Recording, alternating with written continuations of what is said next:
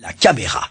Il en existe une multitude de modèles, mais les deux grandes familles sont les caméras film et les caméras vidéo. Ce bref exposé va vous faire comprendre les principes de base de la caméra film. La caméra vidéo sera disséquée une autre fois.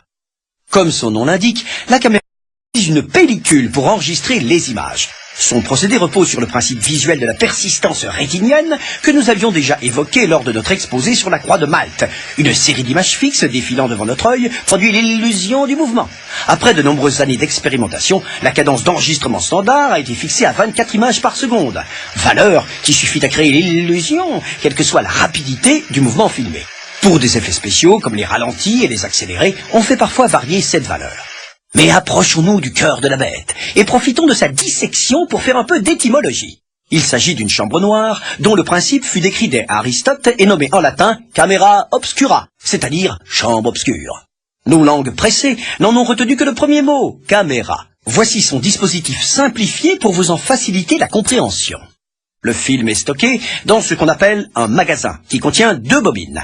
La bobine pleine, débitrice, contient la pellicule vierge et la bobine vide, réceptrice, recueillera au fur et à mesure la pellicule exposée. Les deux bobines sont motorisées et le même moteur entraîne la pellicule grâce à un mécanisme qui permet de l'immobiliser à intervalles réguliers devant la fenêtre de prise de vue. Plusieurs systèmes existent, mais tous, comme notre célèbre croix de Malte, permettent de transformer un mouvement de rotation continue en mouvement de rotation saccadé. Vous remarquerez les deux petites boucles aménagées sur la pellicule afin d'amortir les à-coups de ce système. Diabolique. Et ce n'est pas tout. Un obturateur permet de fermer la fenêtre, notamment lorsque la pellicule se déplace. Il s'agit d'un demi-disque dont la rotation est synchronisée sur notre rythme de 24 images secondes. Accrochez-vous, nous allons faire quelques calculs. Pendant un demi-tour, soit 1/48e de seconde, la pellicule est exposée, puis cachée pendant l'autre demi-tour. Avec ce réglage, vous remarquerez que lorsque l'on filme des actions rapides, les images sont floues, car l'exposition pendant 1/48e de seconde était trop longue. Qu'à cela ne tienne, l'obturateur est en fait constitué de deux demi-disques dont on peut ajuster les positions pour obtenir un temps d'exposition plus court, 1/100 de seconde, 1/200 de seconde, etc., etc., etc.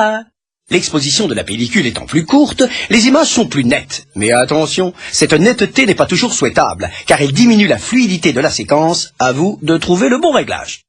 Quelques précisions maintenant sur la fenêtre d'exposition. Elle aussi est paramétrable. Rappelez-vous notre exposé sur les formats, selon que vous souhaitiez faire du 1.33, du 1.66, du 1.85, etc. Il vous suffira d'échanger le cache métallique qui définit la surface exposée sur la pellicule. Dans le cas des formats scope anamorphosés, comme le 2.35, un dispositif optique sera évidemment placé en amont. On récapitule. La caméra film permet d'échantillonner la réalité en série d'images fixes à raison de 24 images par seconde. L'obturateur permet de régler la durée d'exposition des images et la fenêtre définit le format de la surface exposée. À bientôt pour un nouveau truc.